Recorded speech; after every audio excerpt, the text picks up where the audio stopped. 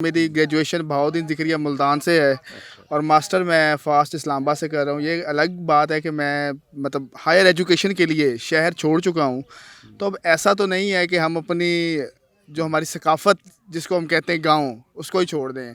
ਉਹ ਜਿਹੜਾ ਤੰਬਾਕੂ ਸਿਗਰਟ ਦਾ ਹੁੰਦਾ ਉਹ ਇਸ ਤੰਬਾਕੂ ਤੋਂ ਅਲੱਗਾ ਤੰਬਾਕੂ ਹੁੰਦਾ ਕੋਈ ਉਹ ਹੋਰ ਚੀਜ਼ ਹੈ, ਉਹ ਵੀ ਅੱਛਾ ਜੀ। ਤੰਬਾਕੂ ਹੁੰਦਾ ਹੈ, ਉਹਦਾ ਸਾਰਾ प्रोसेस अलहदा ਹੁੰਦਾ है। पेस्टिसाइड होगी, फर्टिलाइज़र होगी, इन सब का अगर आप फसलों पे इस्तेमाल करते हैं पैदावार तो ज़्यादा आ जाती है, लेकिन इन दी एंड जो है ना वो इसका नुकसान बहुत ज़्यादा है। ਤੇ ਅਗਲੀ ਫਸਲ ਦੇ ਆਉਣ ਤੋਂ ਪਹਿਲੇ ਪਹਿਲੇ ਜਿਹੜਾ ਇਹ ਤੰਬਾਕੂ ਤੁਹਾਡਾ ਹੈ ਇਹ ਸਾਰਾ ਵਿਕ ਜਾਂਦਾ ਹੈ ਇਹ ਤਕਰੀਬਨ ਜੀ ਇਹ ਕੋਈ ਹਰ ਬੰਦੇ ਦੇ ਇਸਤੇਮਾਲ ਲਈ ਤੇ ਹੈ ਨਹੀਂ ਜੀ, ਇਹ ਚੰਦ ਬੰਦੇ ਪੀਂਦੇ ਨੇ ਜੀ। 100-150 आदमी जो है ना जी इस काम को करता है और ये कि एक आदमी जो है वो इस सारे मजदूरों को मैनेज करता है।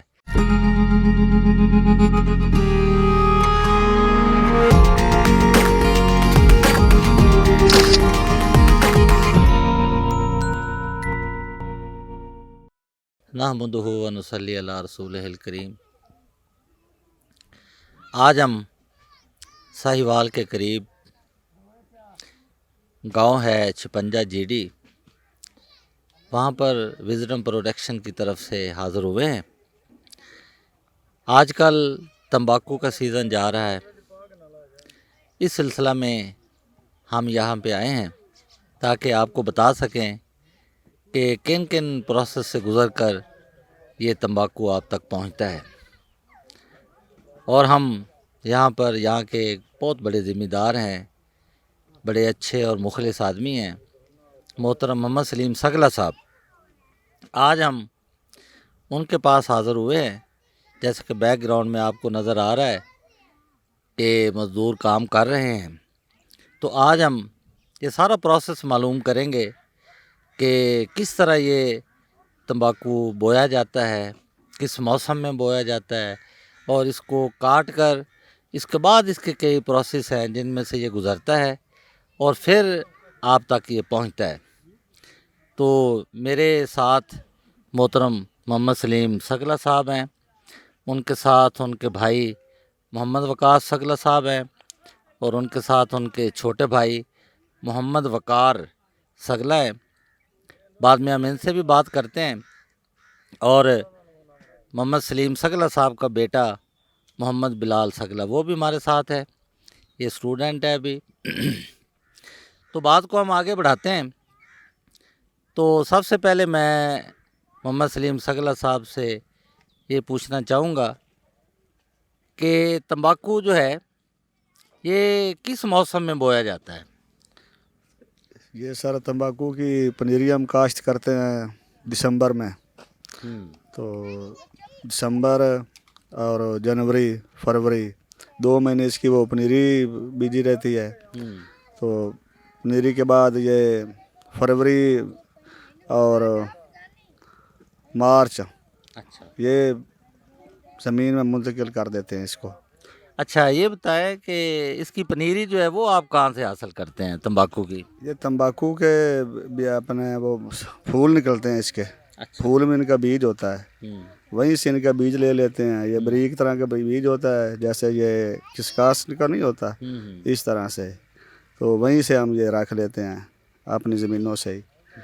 तो वो बीज सही तरह से तैयार करके वो आगे उसको दिसंबर में काश्त कर देते हैं। 2 महीने इसकी वो पनीरी का पीरियड है, उसकी वो पनीरी तैयार करते हैं। फिर आगे ये फरवरी और एंड फरवरी अपने वो तकरीबन 15 मार्च तक ज़मीन में मुंतकिल कर दी जाती है।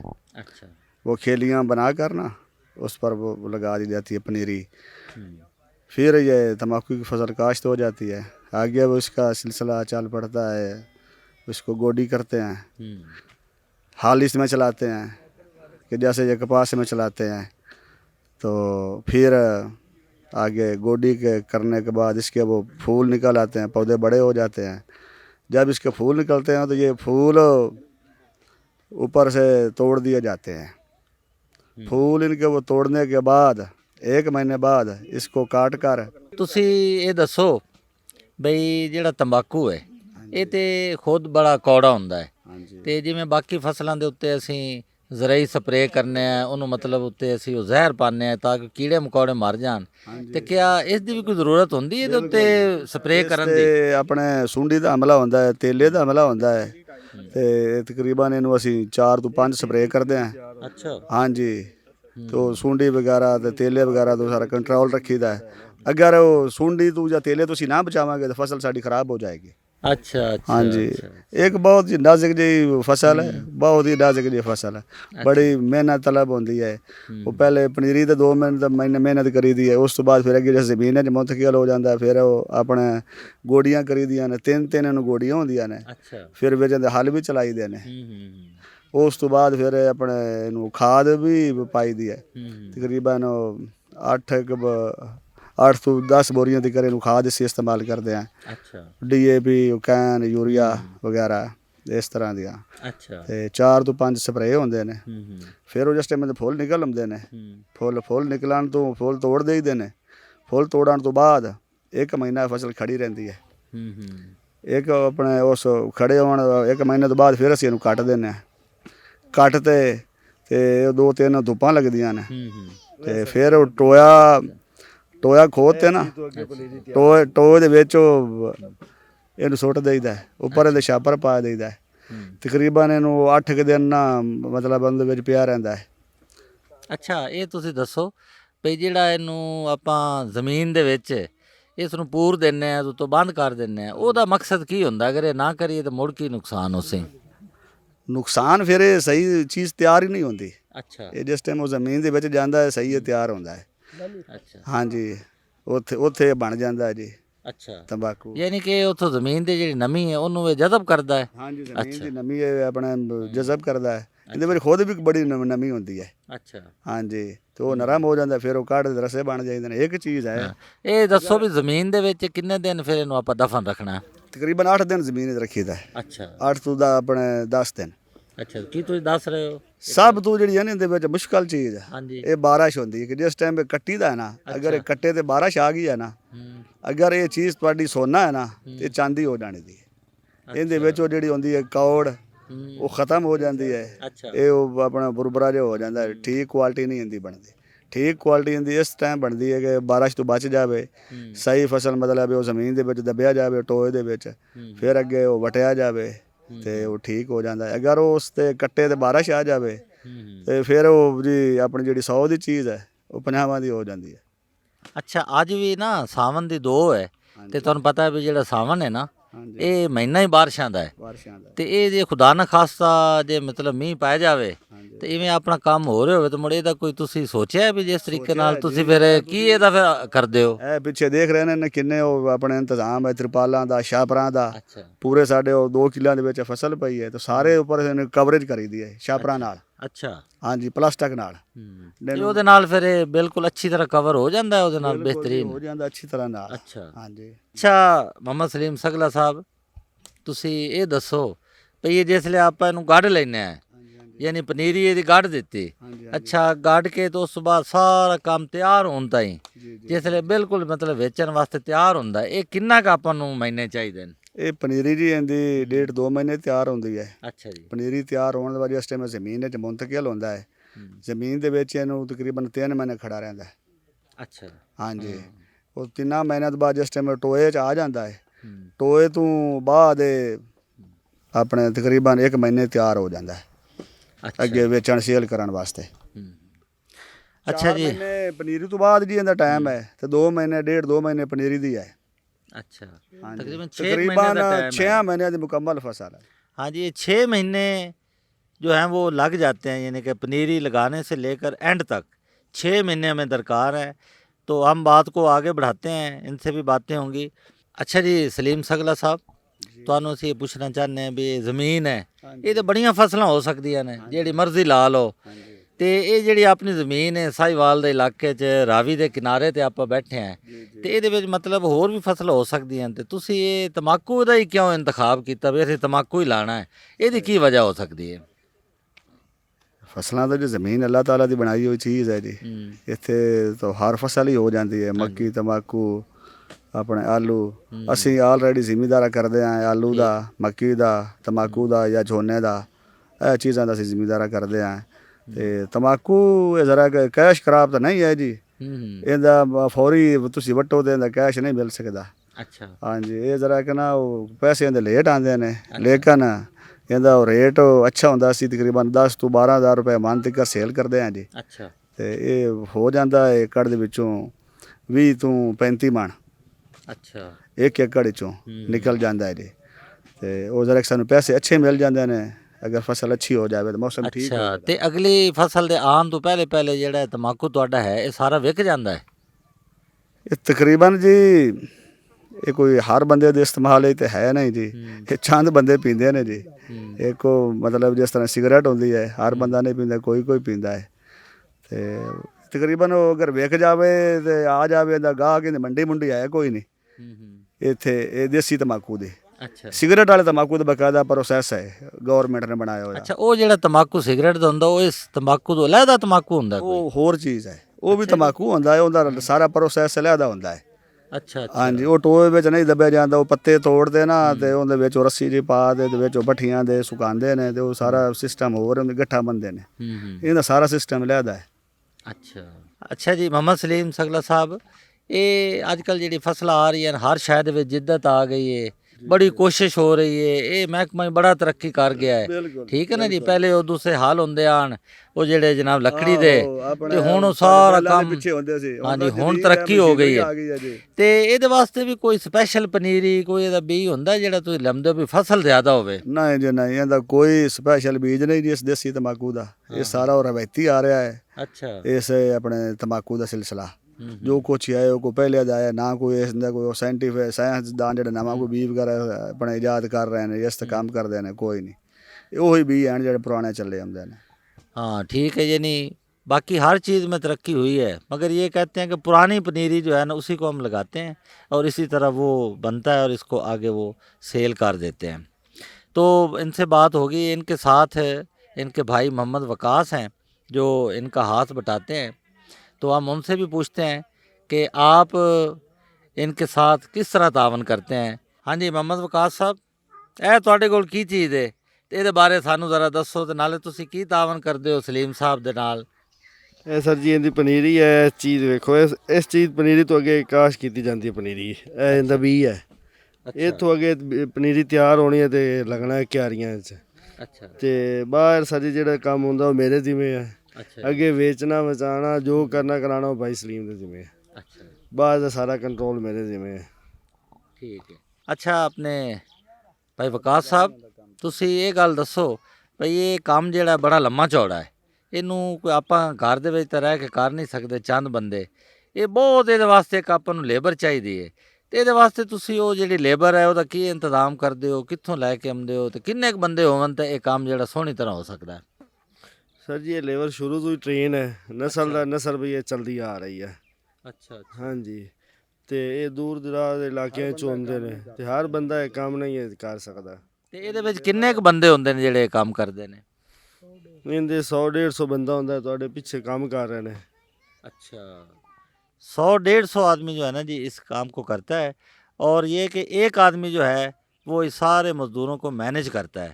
तो हमने उनकी भी खिदमात हासिल की हैं, तो हमारे साथ हैं, उनका नाम मोहम्मद मनशा है, जो सारे ये 150-200 आदमी को लेकर आता है। अच्छा मनशा के केड़ी जगह तो तुसी आए हो? ਅਸੀਂ ਜੀ ਕੋਈ ਜ਼ਿਲ੍ਹਾ ਉਕਾੜਾ ਤੋਂ, ਕੋਈ ਫੈਸਲਾਬਾਦ ਤੋਂ, ਇਸ ਤਰੀਕੇ ਇਲਾਕਿਆਂ ਚੋਂ ਆਪਣੀ ਮਜ਼ਦੂਰੀ ਕਰਨ ਵਾਸਤੇ ਮਲਕ ਸਾਹਿਬ ਹੋਰੀ ਤਾਮਨ ਕਰਦੇ ਨੇ ਸਾਰਿਆਂ ਨਾਲ। ਤੇ ਤੁਸੀਂ ਕਦੋਂ ਤੋਂ ਕੰਮ ਕਰਦੇ ਪਏ ਹੋ? ਤਕਰੀਬਨ ਕਿੰਨੀ ਕੁ ਦੇਰ ਹੋ ਗਈ ਕੰਮ ਕਰਦੇ ਨੂੰ? ਅਸੀਂ ਜੀ ਸਾਡੇ ਅੱਗੇ ਵੱਡੇ ਇਹਨਾਂ ਦੇ ਵੱਡਿਆਂ ਨਾਲ ਕਰਦੇ ਸੀ, ਅੱਛਾ ਉਹ ਚਲੇ ਗਏ, ਹੁਣ ਅੱਗੇ ਅਸੀਂ ਇਹਨਾਂ ਦੇ ਨਾਲ ਚੱਲ ਰਹੇ ਹਾਂ। ਅੱਛਾ ਚਲੋ ਜੀ ਬੜੀ ਗੱਲ ਹੈ ਜਨਾਬ, ਯਾਨੀ ਤੁਹਾਡੇ ਵਟਕੇ ਵੀ ਕਰਦੇ ਰਹੇ ਕੋ, ਤੁਸੀਂ ਕਰ ਰਹੇ ਹੋ ਤੇ ਬੜਾ ਅੱਛਾ ਜਾ ਰਿਹਾ ਹੈ। ਠੀਕ ਹੈ, ਤੇ ਤੁਹਾਡੇ ਜਿਹੜੇ ਅੱਗੂ ਔਲਾਦ ਹੈ ਤੁਹਾਡੀ, ਮਤਲਬ ਬੇਟੇ ਨੇ, ਉਹ ਵੀ ਨਾਲ ਹੀ ਤੁਹਾਡੇ ਲੱਗੇ ਹੋਏ ਨੇ? ਨਾਲ ਹੀ ਜੀ ਬੇਟੀਆਂ ਬੇਟੇ ਸਾਰੇ ਜੀ ਔਰਤਾਂ ਮੰਡੇ ਮਜ਼ਦੂਰੀ ਕਰਦੇ ਨੇ ਆਪਣੀ।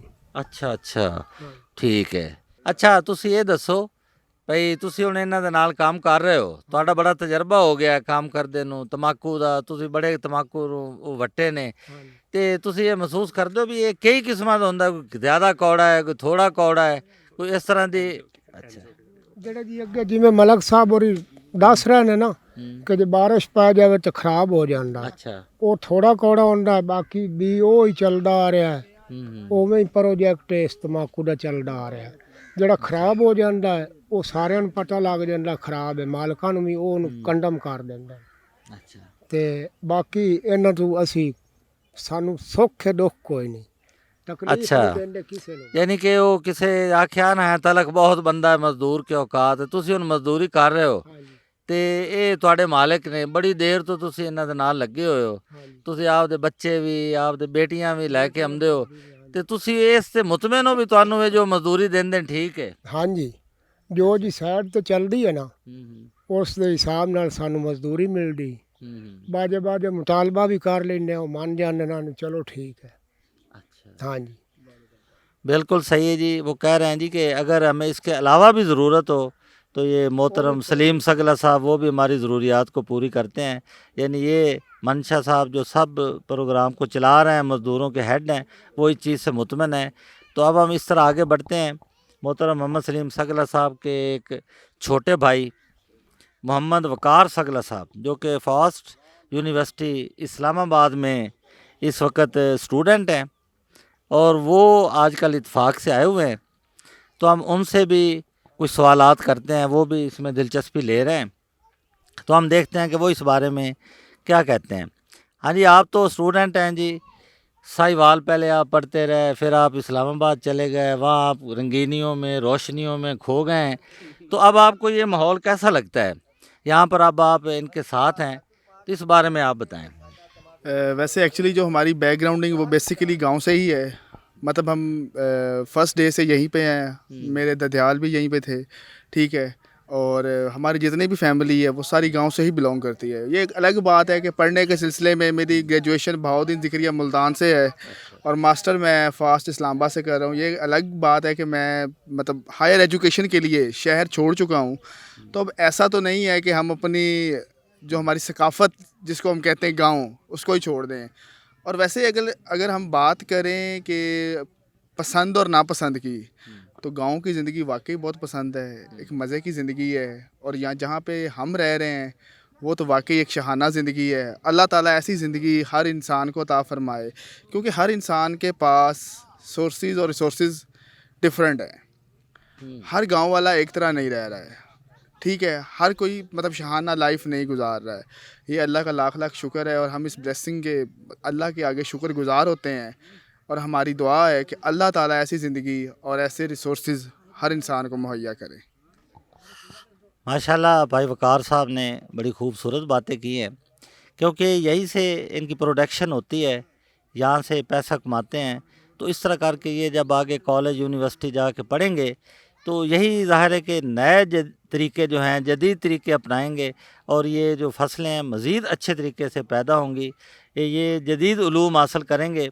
तो बहुत बड़ी बात है कि ये भी इस चीज़ को पसंद करते हैं। वैसे हमारे साहिवाल के एक शायर हैं, वो ये कहते भी हैं कि मैनू ते हुण तक नहीं भुलिया, शहर तो सोना चक नहीं भुलिया।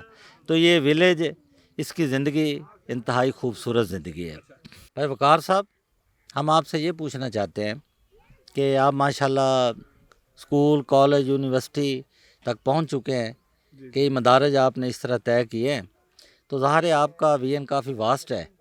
तो आप ये बताएं कि आपने ये खेती बाड़ी इसका भी बनज़र अमीक मुतालिया किया है, इसको आप बड़े अच्छे तरीके से देखा है, उसके बाद आप आगे चले गए, आपने वहाँ के जो बिज़नेस है उनको भी आपने देखा है। तो एक तो आप ये बताएं कि आप क्या महसूस करते हैं कि बिज़नेस करना जो है, कारोबार करना, शहरों की ज़िंदगी के अंदर जाके पैसा कमाना ज़्यादा बेहतर है, या इस तरह गांव के अंदर जो इस तरह का तंबाकू का काम है, दीगर हमारे काम है, इस काम को करना ज़्यादा बेहतर है? इस बारे में आपका क्या ख्याल है? अच्छा, मैं इस पे रोशनी ऐसे डालूंगा कि मैंने मतलब बहुत सारे अपने दोस्त भी देखे हैं इस्लामाबाद में और लाहौर की लाइफ में भी मैंने ये देखा है कि जब लोग इंटेग्रिटी की बात पे आते हैं ना, तो वो लोग अपना जो असलपन है वो छुपाने की कोशिश करते हैं। पहले तो वो ये छुपाते हैं कि यार हम गांव से बिलोंग नहीं करते हैं, कि यार हमें कोई ये पेंडू ना कह दे, अच्छा, ठीक है। मगर मुझे इसमें कोई शर्म नहीं आती। मैं तो हर बंदे को कहता यार मैं गांव वाला हूँ और पेंडू हूँ। हाँ, फिर अगर मुझे कोई उसके अगेंस्ट बात करे तो फिर मैं उसको जवाब भी दे देता हूँ। अगर जहाँ तक बात है बिजनेसेस की, तो बिजनेसेस अगर हम मतलब के ग्लोबली भी देखें तो बड़े एक्सपैंड हो चुके हैं। आप बात कर रहे हैं इसके बरक्स, इसके कंपेटिटिव जितने भी बिजनेसेस हैं जिनको हम मॉडर्न बिजनेस का नाम दे सकते हैं, उसमें ऐसा है कि अगर इसी कारोबार को देखें, आज हम खेती बाड़ी को देखें तो हम इसको ग्लोबली मॉडर्नाइज कर सकते हैं, हम इंपोर्ट एक्सपोर्ट कर सकते हैं। तो बेसिकली जो मेरी तालीम हासिल करने का मकसद है वो ये नहीं है कि मैं सिर्फ़ एक जॉब करूं। मेरा मतलब शौक़ भी है कि मैं बिज़नेस करूं, और हाँ उसमें मेरे एरिया ऑफ इंटरेस्ट ये है कि जो मैंने चूज़ किया वो डिजिटल मार्केटिंग है, कि मैं अपने इस कारोबार में डिजिटाइजेशन कैसे ला सकता हूँ। और अगर हाँ नेक्स्ट लेवल ये है कि अगर हम इंपोर्ट एक्सपोर्ट की तरफ जाते हैं तो उसके बारे में ऑलरेडी मुझे हाउ नाउ होनी चाहिए। ये ऐसा नहीं है कि ये जो कारोबार है या इसकी इनकम है ये को बहुत कम है, या इस कारोबार का कोई मतलब कह सकते कोई दावा या हाल नहीं है। इसमें एक अच्छी खासी इनकम है, अच्छा खासा प्रॉफिट है, और वैसे भी मतलब हमने सब ने सुना हुआ भी है, और जो एक्चुअल प्रेजेंस ये भी है कि कारोबार कारोबार है, नौकरी नौकरी है। नौकरी में ज़रा हम लिमिटेड हो जाते हैं और कारोबार में फिर हम अनलिमिटेड चलते हैं। जितना हम इन्वेस्ट करते हैं उतना हम पा लेते हैं। नौकरी फिर जहाँ तक हम रहते हैं, चाहे हमारी आउटपुट जितनी ज़्यादा ही क्यों ना हो जाए, पर हमने वो एक स्पेसिफिक पे तक रहना होता है। सही, जी बिल्कुल सही थी। बड़ी अच्छी उन्होंने बातें की है कि वो मुताला भी करते हैं और उसके बावजूद वो ये पसंद करते हैं कि गांव के अंदर जो ज़िंदगी है, जो काश्तकारी है, खेती बाड़ी है, ये एक अच्छा काम है, क्योंकि हमारा जो मुल्क है उसका ज़्यादातर इन्हसार जो है वो काश्तकारी पे है। तो अच्छी बात है कि पढ़ लिख के इस काम को भी अच्छे तरीके से मॉडर्न करेंगे, इसको तरक्की देंगे, तो ये आपके जज्बात बड़े अच्छे हैं। अब हमारे साथ मोहतरम मोहम्मद सलीम सगला साहब के भाई नौरेज़ मुनीर सगला साहब मौजूद हैं। आप भी एक पढ़ी लिखी शख्सियत हैं, आपने एम.ए. इंग्लिश किया हुआ है और 2 दफ़ा जो है CSS का इम्तहान भी दे चुके हैं, और अपनी आला तालीम याफ्ता होने के बावजूद उन्होंने कोई जॉब अख्तियार नहीं की, बल्कि वो इसी ज़मीन के मुतलका और फसलों के मुतलका पेस्टिसाइड के काम को वुसअत दे रहे हैं। तो हम उनसे भी बात करते हैं कि इस सिलसिला में उनकी क्या कारकर्दगी है और आइंदा उनके क्या प्रोग्राम हैं। जी नौरेज़ मुनीर साहब, हम आपसे ये पूछना चाहते हैं कि आपके बड़े भाई मोहतरम मोहम्मद सलीम सगला साहब वो ये काम कर रहे हैं, वो सारी निगरानी वो करते हैं, उसको यानी ख़रीदारी से लेकर उसको बेचने तक उनका काम है। तो आपने ये जो पेस्टिसाइड का शोबा अपनाया है, इस सिलसिले में आप इसके साथ कैसे इसको जोड़ते हैं जो खेती बाड़ी हो रही है?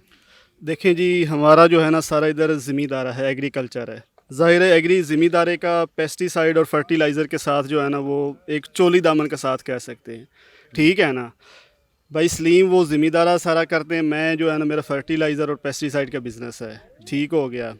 तो मैं जो है ना वो सारा हैंडल करता हूँ। अच्छा जी। और बाकी जो आप कह रहे हैं कि अगर आप डॉक्यूमेंट्री की बात करें तंबाकू पे जो बना रहे हैं, तो इस जो है ना इस क्रॉप का एक तो गवर्नमेंट की सपोर्ट नहीं है, क्योंकि ये है हुक्के वाला तंबाकू, ना इस पे रिसर्च हो रही है। और फिर जो है ना इसका जो आउटकम है ना वो है हमारे देसी लोग जो हुक्का पीते हैं। जो नई जनरेशन है वो सारी सिगरेट पे मुंतकिल हो रही है, ठीक है ना। अब आगे जो है ना इसका जो मुझे सबसे बड़ा जो है ना इसका खदशा वो ये है कि इसका आगे कोई मुस्तकबिल नज़र नहीं आ रहा है। अच्छा, जाहिर है जो हमारे बुज़ुर्ग हैं वही हुक्का पीते हैं, ज़ाहिर उनकी तादाद कम हो रही है, जो नई जनरेशन है वो सिगरेट पे आ रही है। तो आगे जो है ना हमें ऐसा लग रहा है कि ये जो आहिस्ता आहिस्ता जो है ना ये मादूम ना हो जाए। एक इन्होंने बहुत बड़ा पॉइंट रेज़ किया है। ये कहते हैं कि ये जो हमारा तंबाकू है इसे आम तौर पे जो है ना हमारे बुज़ुर्ग वो ही पीते हैं, क्योंकि जो है नौजवान नस्ल न्यू जनरेशन जो है वो तो सिगरेट पे आ चुकी है। तो आहिस्ता आहिस्ता ये तंबाकू वाला जो देसी काम है ये ख़त्म होने का इम्कान है। और एक और बहुत बड़ी बात इन्होंने बताई कि हुकूमती सरपरस्ती है ही नहीं, इनके अपनी तहकीक है जो भी है। अच्छा जी, आप पेस्टिसाइड का काम भी करते हैं, तो इस सिलसिले में इसके जो पेस्टिसाइड में इसकी ज़रूरी अद्वियात हैं वो कहाँ तक मुयस्सर है और कौन से ऐसे ममालिक है जो हमें ये अद्वियात, ये स्प्रे वगैरह देते हैं और हम इनके ऊपर करते हैं? जी, हर जो फसल है ना उसकी अद्वियात मौजूद है, पेस्टिसाइड हर किस्म की फसल की। और मेन जो इसका सोर्स है ना वो चाइना है। जितनी भी पेस्टिसाइड हैं वो सब चाइना से आ रही हैं। ठीक हो गया। और आप ये तंबाकू की बात कर लें, आलू की बात कर लें, जितनी भी फसलें हैं सब की पेस्टिसाइड जो है ना वो बड़ी वाइडली अवेलेबल हैं, कोई इशू नहीं है अवेलेबिलिटी का। अच्छा, आपसे ये पूछना था, चूँकि आप एक पढ़े लिखे आदमी हैं और आपने पेस्टिसाइड के बिज़नेस को अडॉप्ट किया है, तो आप ये बताएं कि ये जो हमारी पेस्टिसाइड्स हैं जिनको हम ज़रूरी अद्वियात भी कहते हैं, ये स्प्रे करने से क्या कोई इससे लोगों को नुकसान होता हो या इसमें कोई ज़मीन को नुकसान होता हो, उसकी जो पैदावारी सलाहियत है वो कम होती हो, इसके बारे में आप हमें बताएं। जी, पेस्टिसाइड और फर्टिलाइज़र के इस्तेमाल से फसलों की जो आउटपुट है ना, पैदावार तो बहुत ज़्यादा हो जाती है, लेकिन इन दी एंड ज़ाहिर है वो इंसानी खुराक है। आलू कर लें या मकई वगैरह कर लें, इन दी एंड जो है ना वो उसका जो है ना वो रिज़ल्ट जो है वो आफ्टर शॉक्स वो इंसानी सेहत पे ही आते हैं। बिल्कुल नुकसान है। पेस्टिसाइड होगी, फर्टिलाइज़र होगी, इन सब का अगर आप फसलों पे इस्तेमाल करते हैं पैदावार तो ज़्यादा आ जाती है, लेकिन इन दी एंड जो है ना वो इसका नुकसान बहुत ज़्यादा है।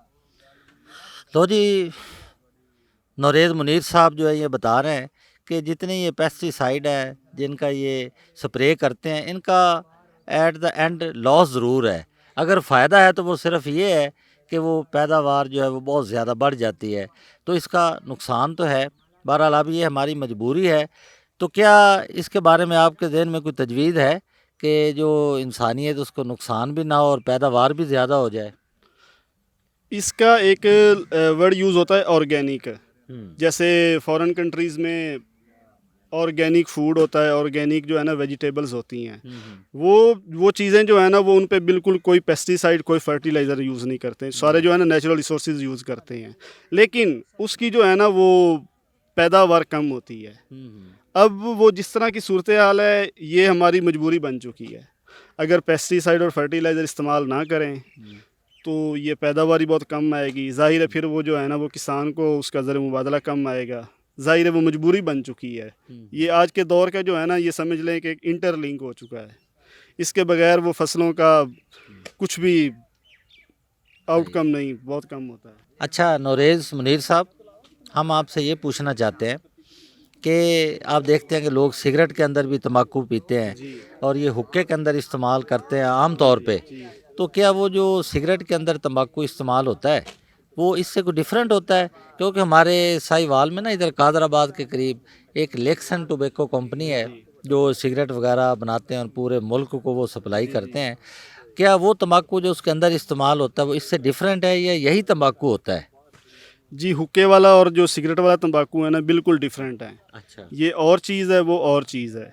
ठीक है ना, इसमें जिद्दत नहीं है, ना रिसर्च हो रही है। ये सिर्फ जो है ना इसमें कोई इतनी वैरायटी है। सिर्फ जो हम ये समझे कि अपनी मदद आपके तहत उगाते हैं और जो आगे ना वो हुक्के वाले जो बुज़ुर्ग हैं उन्होंने पीना होता है।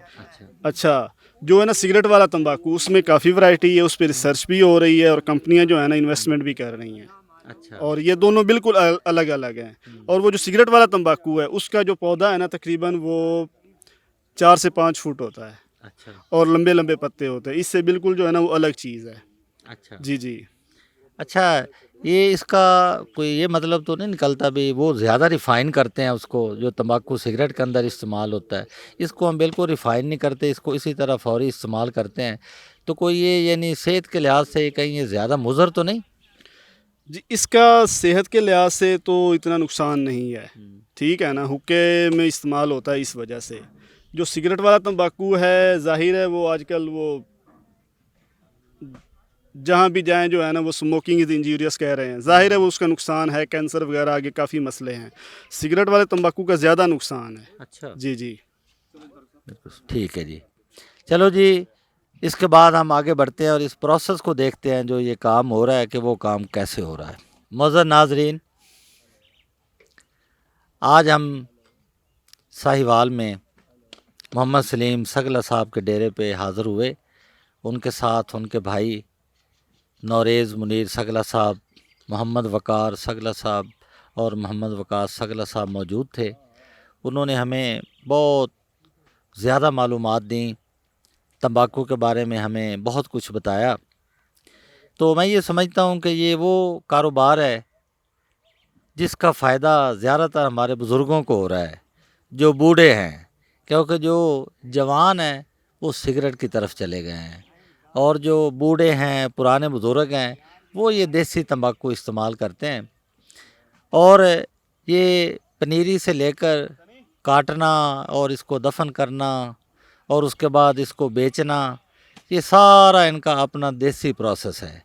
इस सिलसिले में हुकूमती सरपरस्ती बिल्कुल नहीं है। ये अपने तौर पे ही तजवीज़ करते हैं कि कौन सा स्प्रे करना है। हमने जहाँ तक सुना है ये काम ख़ासा मुश्किल है, आसान काम नहीं है। और तकरीबन कोई 200 के करीब लोग हैं जो कि एक पूरी फैमिली है, जिनको एक बड़े बुज़ुर्ग बाबा मोहम्मद मनशा जो है उसको लीड करते हैं। वो इनके साथ आते हैं और ये काफ़ी दिन तक यहाँ रहते हैं और सारे प्रोसेस को बातरीके आसन सरअंजाम देते हैं और इसको पाया तकमील तक पहुँचाते हैं। और उसके बाद फिर ये फसल फौरी नहीं बिक जाती, बल्कि ये तकरीबन पूरा साल पड़ी रहती है। तो थोड़ा थोड़ा करके ये बिकती रहती है और पूरा साल जो इसकी आमदनी आती रहती है। तो इस तरह करके आज हमने बहुत सारी मालूमात इकट्ठी की है।